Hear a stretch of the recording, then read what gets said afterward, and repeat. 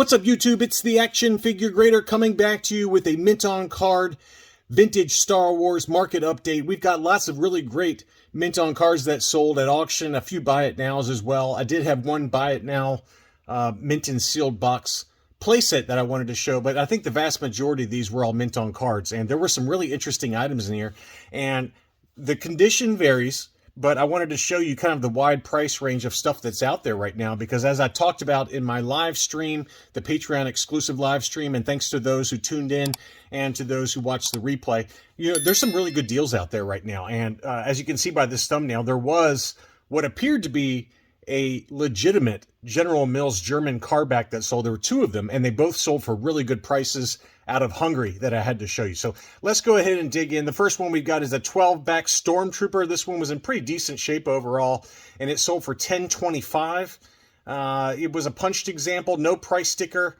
The blister looked crystal clear and in great shape overall. Here's the back of the card. Pretty decent shape. I think that would probably grade a 75 plus or an 80 all day long. And there it is. There's a close-up there of the front. Really nice example there of the Stormtrooper on a 12-back. Again, $10.25 for that. I think that price was very fair. This was an interesting one. This 12-back B Princess Leia, when I saw it get listed on eBay, I thought it was a cut card based on the photo, the very first photo. It looks like a cut card. Well, lo and behold, it was a 12-back, and it was just kind of one of those things where the first photo made it look like a cut card. So I watched it just for my kind of loose complete video, but then I actually looked at the photos in more detail. I was like, oh, that's actually a 12-back. So pretty interesting there. As you can see, the blister was crunched, unfortunately, but it still sold for big money despite that crunch on the blister there. That one sold for $12.25, 4 bids on that one. That one closed on August 6th. It's a shame that it had that bubble crunch there, but the rest of the card was in good shape. A little bit of torso discoloration on Princess Leia, which is apt to happen nowadays with these 12-backs, but $12.25 took that 12-back B, probably in 70 grade condition home. Next up here is that mint and sealed box playset. It's the Land of the Jawas, and it was advertised as mint and sealed box. As I said, the box was pretty tatty. It had some creases and things like that, but still, it's not an item that you see pop up that often. And there's some other angles there. Pretty cool playset, classic 70s box art there. And that one was listed for $1,000. The best offer that was accepted on that was $850 free shipping. So pretty interesting sale there. It's not one you see pop up often. And this one did have a refund sticker in the upper right-hand corner. So my guess is that this one's probably a little more rare than the standard release without that issue. You can see some staining there on the left-hand side. So by no means mint, but pretty cool to see that one mint and sealed box sell for $850. Next up, let's dig into some Empire Strikes Back card backs. And this one I thought was a pretty good deal despite the condition issues. This one was a 41-back B Lobot, one of my favorites because Lobot and I are kindred spirits. We have the exact same haircut, as you can see there. But this one did have some creasing and some, condition issues to the card. But again, if you're out there looking, this is a classic example of an item that if you put this in a sliding acrylic case like you see here, that's a really good display piece, and it sold for $113.50 plus $10 shipping. You can't beat that. The blister was in great shape. It's just the card back obviously had quite a bit of edge wear to it, but again, this is not one you'd want to grade. It's just an awesome display piece for $123.50. Not a bad price at all. Next up was another 41-back for C-3PO, and I don't remember when exactly. I think it was around the 47-back free 4-line offer when they switched over to the removable limbs C-3PO. So pretty cool to get a first 12 C-3PO on an Empire Strikes Back card back, and this one was in pretty good shape overall. It sold for $350. $350 for that one, and again, not perfect, but pretty darn good condition. It was a punched example with a price sticker there in the upper right-hand corner, so that one had 41 bids, so lots of action on that one. Next up, this one was in really great shape. This one sold for $415. This is another 41-back AT-AT driver that was offerless, and you can see the back of the card there. It did have one little color-breaking crease in the lower right-hand corner there, but this one was the Cater factory. You can see below the proof of purchase there, that little K stamp, that signifies which factory it was made in. So this was the Cater Hong Kong factory, and it was an unpunched example. The blister was in fantastic condition overall. This is probably an 80 grade, would be my guess, despite that color breaking crease in the lower left-hand corner on the front of the card back. But pretty beautiful example, and the price reflected that. It sold for $415 plus another $12.45 shipping. Next up, it looks like this one either got relisted or something. I vaguely remember this one from a previous market update, but this was the 41 back A survival kit offer for IG88 clear blister. And I just remember that hang tab having that little bubble above it there, even though it was unpunched. So it did have a price sticker that was partially removed right on IG88. So unfortunate sticker placement there. And it did have a a color breaking crease in the lower right-hand corner. But this is the 41 back A clear blister, and that sold for $218.50. I thought that was a really great price on that. And I think that's lower than where it was listed for previously. I guess the buyer never paid on that one. Next up, here are those two General Mills German card backs that I believe are legitimate. These are known to be Toy Tonys, meaning that a gentleman named Tony bought these overstock and then applied the incorrect blisters to them along with near mint plus condition figures. But this one has the double stem blister, which, you know, again, I don't know enough about these as to whether he actually used double stem blisters for those Toy Tonys, but to my knowledge, I believe that this is a legitimate example. It's because it does have the double stem blister, which is correct for these German card backs. And you can see that there on the back. It's got the German writing on the back at the bottom of the card back. I do have a Toy Tony for Bosk with this same card back, but this 45 back General Mills German release card back is known to be Toy Tony, but and it's possible that it is a Toy Tony. It says it does say Toy Tony in the description there, so you know, again, maybe that's a fact that he was able to get his hands on some of these double stem blisters. But still, at $305, that's a pretty good deal because you're getting an awesome General Mills German card back. That's, you know, even if it was sealed after the fact by Toy Tony, that's still a pretty cool looking item there. And, you know, again, at $305 plus $20 shipping, that probably means it's a Toy Tony. And the same seller also had the R2-D2. What's cool about this one is on the front of the card back, it does have the German language there. So, you know, again, assuming they're not legit, it's still pretty awesome deals at $356 for the R2-D2 sensor scope on that card back, and then the Obi-Wan Kenobi at $305. But I mean, I'm not an expert on these. I know Mr. Palatoy's guide, if you type that in on Google, in a Google search, it'll pull these up, and it'll have a much more detailed information than I'm able to give you.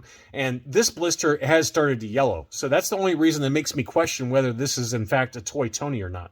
But again, I'm not an expert on those. But I did want to show those because they're pretty cool items, and not often you see those pop up at auction. They were in Hungary as well. Next up is that twin pod cloud car diecast that I had in a what to buy video. It obviously did have quite a bit of wear to the bubble stem there, but it was a clear blister. And I was surprised that it did go for this high. It sold for $490 in an auction, 30 bids on that, so lots of action. And it did have a crease going all the way across the card there, as well as another crease right above that, and then another crease by the hang tab there. So it was by no means in mint condition, but pretty cool to get a mint on sealed card die-cast cloud car with a clear blister, or clear-ish blister. It looks like maybe in the upper left-hand corner you might have some yellowing going on, but it's very minor. But pretty cool item nonetheless. $490 took that home.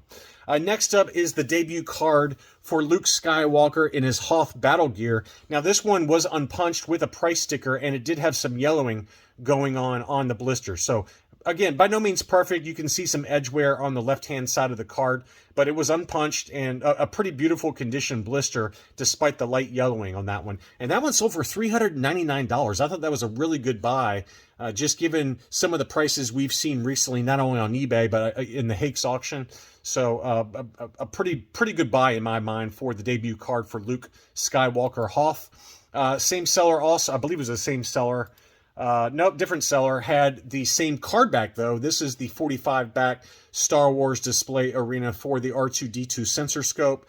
And this one did have some heavily yellowing on the blister there. Here is the back of the card back. If I can get that photo to pop. There it is. So this is an unpunched example. Card was in pretty good condition there. And you can see below the proof of purchase there, this was the Smile Factory. So S stamp there on that one. So pretty awesome looking R2-D2 sensor scope on the 45 back, and that one sold for big money, $585 on 9 bids plus $20 shipping, so almost or over $600 for a mint on card R2-D2 sensor scope on the 45 back. Next up is the Cloud Car Pilot. This one is on the 48 back, and this is probably the 48 back C.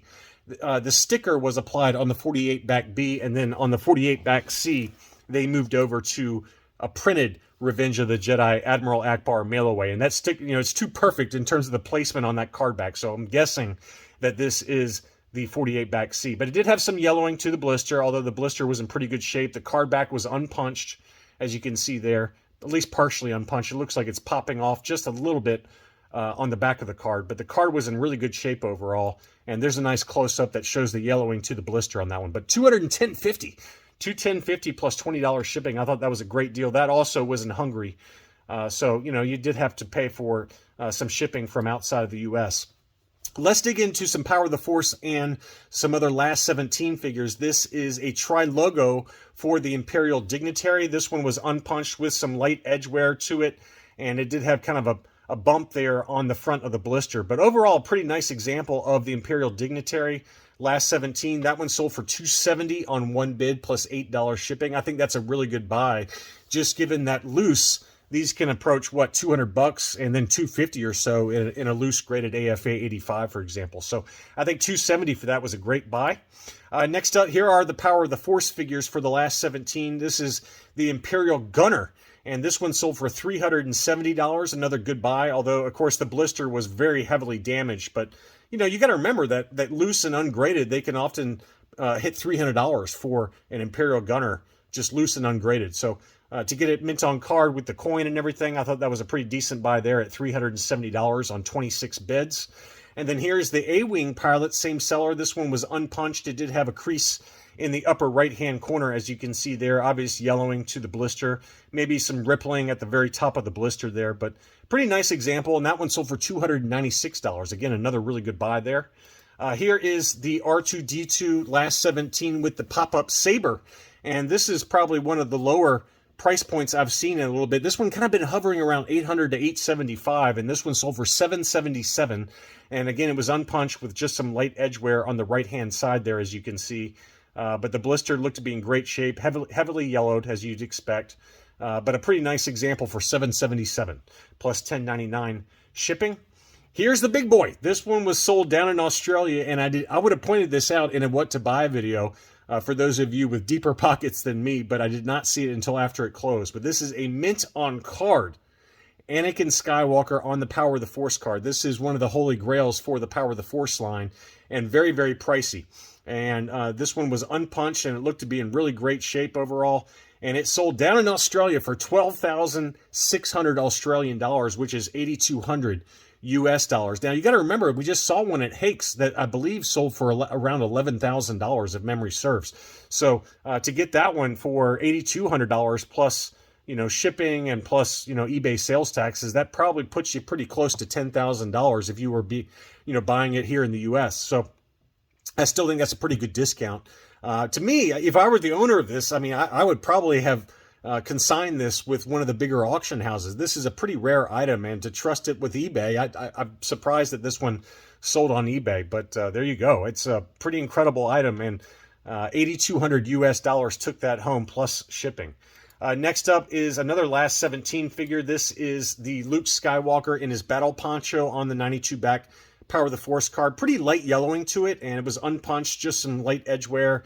You can see some edge wear down there at the bottom, and then at the very top of the card, there's a pretty heavy ding there, but unpunched, no price sticker. That one sold for $375, another really good value, I think, if you're willing to live with some of those minor defects to the card. Back of the card looked to be in fantastic condition, so prices have definitely come down on even some of these last 17 figures.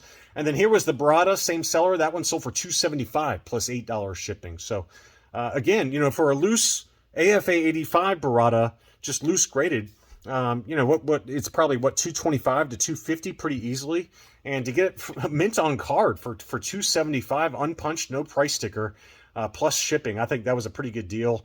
It looks like maybe there could be a little dent there at the very top of the blister. It could just be a reflection though from the coin.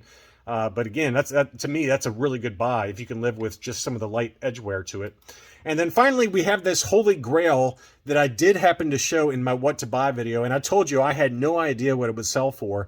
And, you know, secretly, if I'm being honest with you, I kind of expected $6,000 to $7,000 as to what this mint on card Lily Letty AFA 70 removable hood Jawa would sell for. So here it is again, and it's got the positive card back, and here is the label on it. It was an archival case, removable hood, weapon on the figure's right. So they actually denoted on the label, AFA did, that the weapon was taped to the inside of the blister on the right-hand side of the blister. But the card was a 70, the blister was a 70, and the figure 85 for an overall 70 excellent plus. And it was at auction from Collectibles Investment Brokerage, which is affiliated with AFA. And it sold for $4,150 on 26 bids. Now, is that price fair? I have no idea. I mean, again, secretly, I was probably expecting about $2,000 higher than that number. So to me, that number seems very reasonable. We got to remember that I believe there was a CAS 80 Plus that sold, that was a loose graded figure for this same figure, the removable hood Lily Letty Jawa, that sold, I don't remember the exact number, but it was between $1,100 and $1,300, somewhere in that ballpark.